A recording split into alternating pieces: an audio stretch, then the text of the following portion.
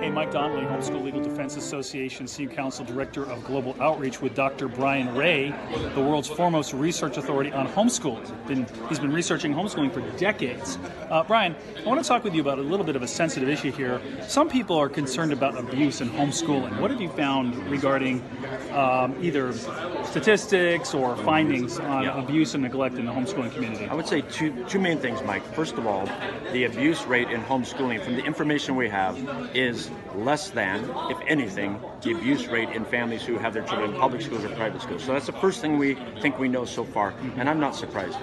Secondly, I did an analysis where I compared the amount of state regulation of homeschooling to the amount of abuse in homeschooling. Remembering the amount of abuse is very, very, very low. There was no correlation between the amount of state regulation and the amount of abuse. So in other words, there's no evidence that trying to control homeschooling more is going to reduce this already very rare event. What we found, I think, is that parents love their children and they naturally want to do what's best for them. I mean, that's just a reality. There are some situations, of course, where that isn't the case, and the government should intervene when children are actually being harmed. Absolutely. But homeschooling and abuse and neglect don't go together, so don't try to regulate homeschooling just because you're afraid of abuse or neglect. This is Mike Donnelly with Dr. Brian Ray. Thanks for listening.